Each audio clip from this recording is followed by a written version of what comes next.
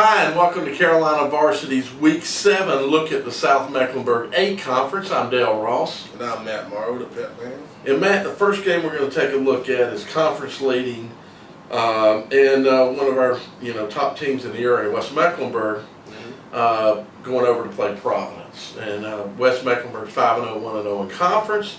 Providence 2-3 and 0-1 in conference. West won a big game last week, I think, against Kell, 33-0.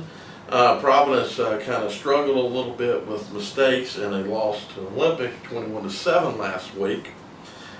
So I think the keys to this game, those high-level keys, is Providence has got to limit these mistakes. For Providence to have a shot in this ball game, whenever you're playing a team that's superior to you, you've got to capitalize on your opportunities. You can't, drive 70 yards, you're 10 yards short of the goal line, and then you fumble the ball, or you've got penalties that push you back out of even field goal range. So they've got to limit their mistakes, both in fumbles and in penalties. Just across the board, they're going to have to do that.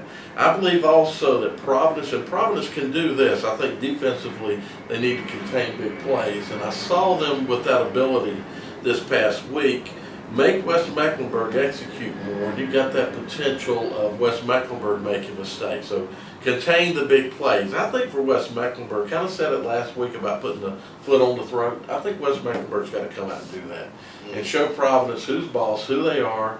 We're undefeated for a reason, and we're going to handle you just like we've handled the West Charlottes and the Geringers and everybody else that we've played. So I think West Meck just needs to come out quickly and show who's boss, and not get into this little, we drive the ball, we don't score, get into this kind of drag-out ball game like Providence was able to get Olympic into last week. I don't think that plays in West Meck's favor. Good point.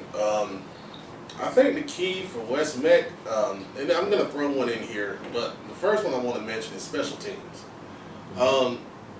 I think when especially I'm referring to Sean Wilson, they're going to key on him. Kell held him 15 yards last week. So I think you have to design some stuff special teams wise to make sure he gets the ball. I think Providence has a pretty good kicker. I don't know if he reaches the end zone every time. The kickoffs, obviously he'll be back there, but I think especially on punts, they got to be able to make some plays and execute in the special teams game and get some easy points.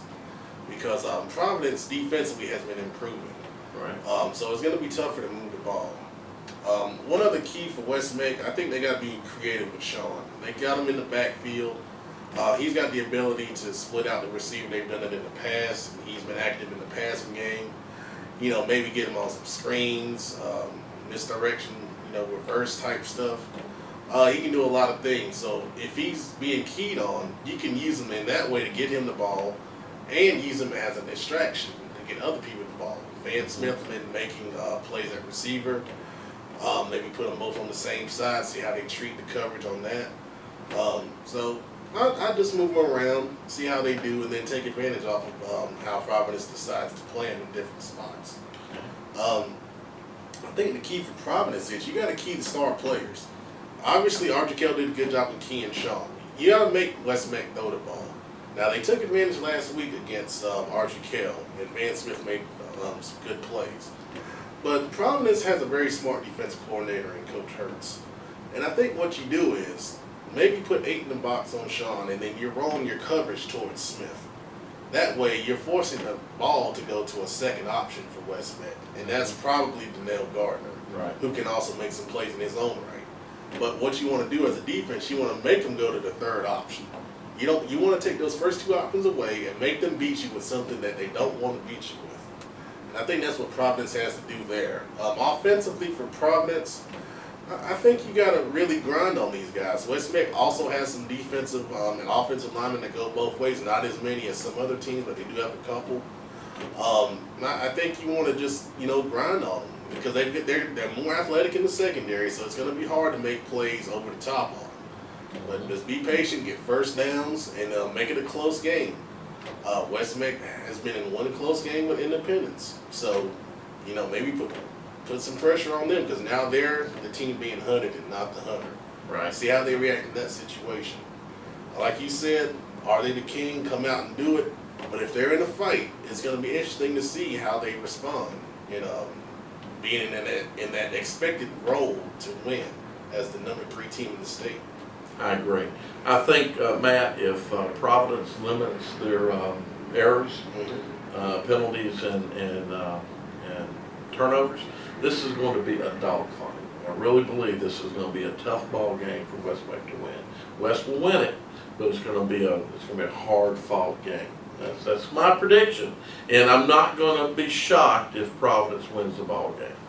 I'll be surprised, but I'll not be shocked. That's it. All right.